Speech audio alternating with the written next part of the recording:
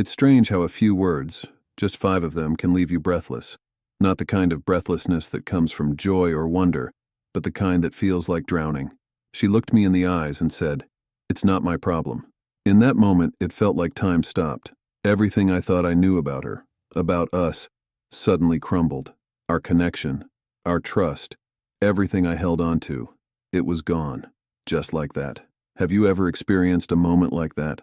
A moment when someone you trusted, someone you thought would always have your back, just walked away? I wasn't prepared for it. No one ever is. But if you're here, if you've clicked on this, I think you might understand how it feels. This is a story about heartbreak, about how 5 simple words changed everything. But more than that, it's a story about finding strength when you think you've lost it all. And if you're willing to stay with me, I promise you'll see it's not the end. It's just the beginning. I never thought it would come to this. We had been through so much together. Years of laughter, late-night talks, and promises whispered in the quiet moments when it felt like the world belonged to just us. She wasn't just someone I loved. She was someone I trusted with every part of me. My dreams, my fears, my everything. We met when life was still uncomplicated. I was younger, more naive. She had this way of making everything feel exciting, like even the most ordinary moments had a spark. I thought we were building something unshakable, but I guess that's the thing about building on assumptions. You never see the cracks until it's too late. As time went on, life got harder. Stress crept in, work, responsibilities, the everyday chaos that tests even the strongest bonds. But I thought we were handling it. I thought we were a team. I mean, isn't that what love is supposed to be? 2 people holding on even when the world feels heavy. But then came the small moments that should have been warning signs. The ignored texts, the half-hearted smiles, the way she seemed distracted even when we were in the same room. I told myself it was temporary, just a phase. She's busy, I thought. She'll come around. I clung to that hope like it was a lifeline. And then came that day. The day everything shifted. I had reached out to her for help, not just with some trivial problem, but with something that truly mattered to me. Something that felt like my world was on fire, and I was begging for her to help me put out the flames. That's when she said it. I can still hear her voice so clearly, calm, almost detached, like she wasn't fully aware, or didn't care, what those words would do to me. I had poured my heart out, explaining everything I was going through, hoping she would understand, hoping she'd say something, anything, that would remind me we were still in this together. But instead, she just looked at me, shrugged, and said, "It's not my problem." It wasn't loud or harsh. There was no anger in her tone. That's what made it worse. It was cold, matter of fact, like the bond we had didn't exist, like I was just someone else in her life she didn't need to bother with anymore. Those words didn't just hurt. They pierced something deep inside me. I wasn't prepared for how empty they would make me feel. I remember sitting there, staring at her, trying to find the right thing to say, the right way to react. But my mind was blank. What do you even say to that? I felt like my world was tilting, like the foundation I'd built everything on was cracking right under my feet. She didn't flinch. She didn't try to explain herself. She just walked away, leaving me alone with the weight of it all. And the worst part? For a moment I believed her. I believed that maybe I was the problem. Maybe I had expected too much, leaned too hard, or asked for more than I deserved. The self-doubt crept in, suffocating, relentless. Her words replayed in my mind over and over. It's not my problem. But the truth is, it was never just about those words. It was about everything they represented. The lack of care, the absence of the person I thought I knew, and the realization that the love I had held onto so tightly wasn't as strong as I believed. In that moment, I felt more alone than I ever had in my entire life. In the days that followed, I felt like I was walking through a fog. Nothing felt real. Her words echoed in my mind, haunting me in the quiet moments when I thought I could find some peace.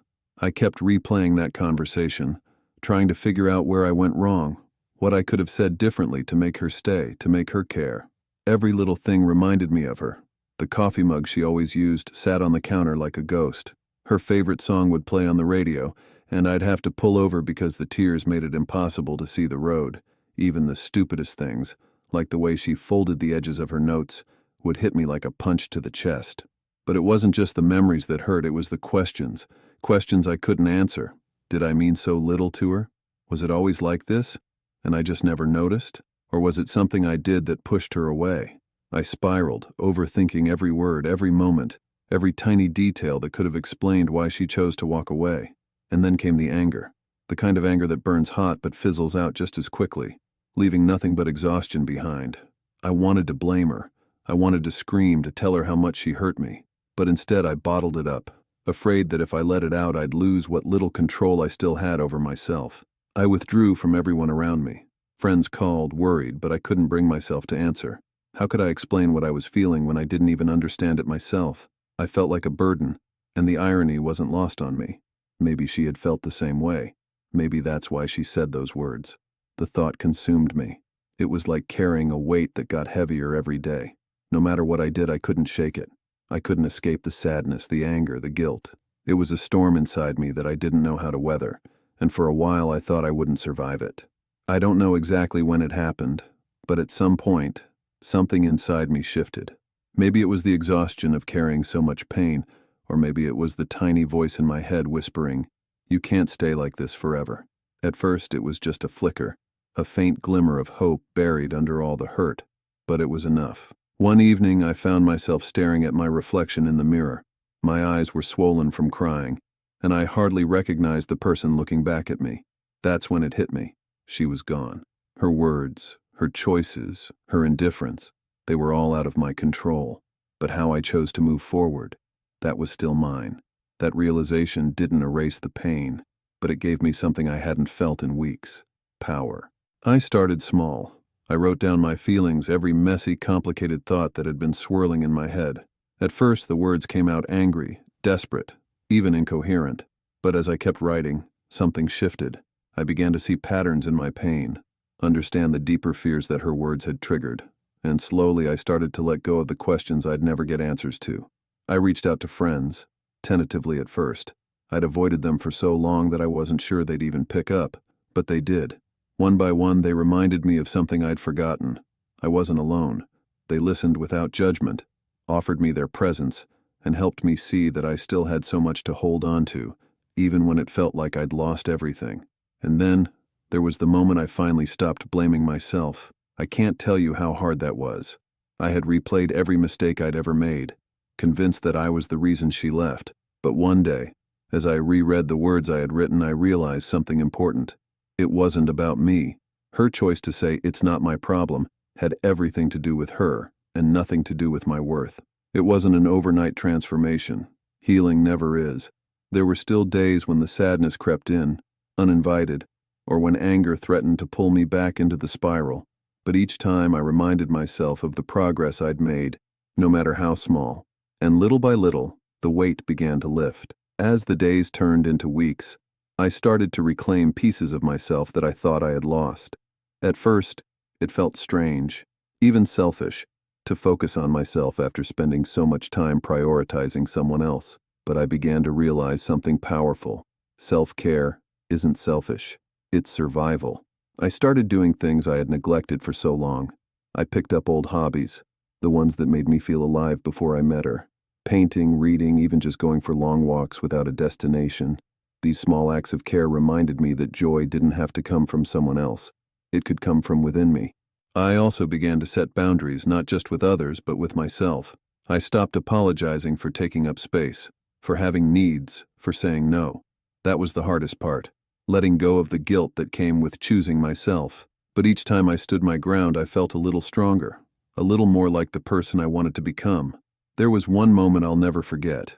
I was sitting in a cafe, journaling, when I realized that I hadn't thought about her all day. It wasn't like I was trying to avoid the memories. They just weren't there. I smiled, and for the first time in what felt like forever, it wasn't forced. It was real. It was mine. From there, I started setting goals for myself. Small ones at first. Finish a book, cook a meal, call an old friend, and then bigger ones. Taking a class I'd always wanted to. Going on a solo trip. Exploring parts of life I'd put on hold because I was too afraid to go it alone.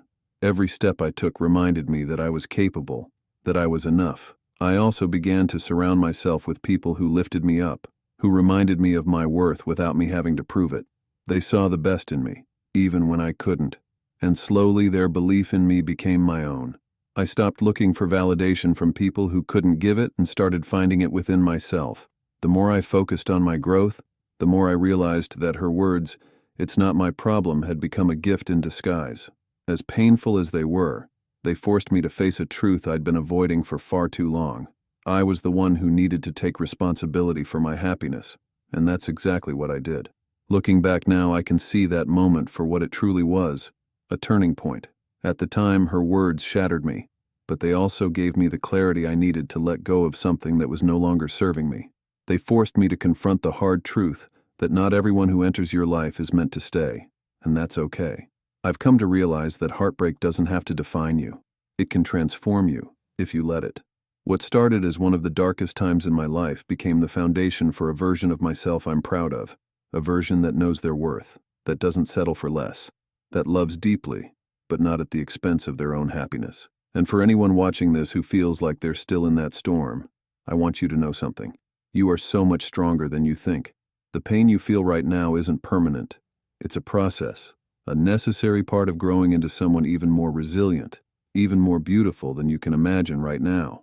If I could go back and talk to the person I was that day, the one who felt so small and broken, I'd tell them this won't destroy you. It's going to hurt, yes, but it's also going to teach you what you're capable of, and one day, you'll look back and see just how far you've come. So, if you're holding on to something or someone that doesn't see your worth, I hope this story reminds you that it's okay to let go. It's okay to put yourself first, because at the end of the day, your happiness, your peace, it is your problem. And that's not a burden, it's a gift, one that only you have the power to nurture. I'm not the same person I was when she said those 5 words. I'm stronger, wiser, and most importantly, I'm free.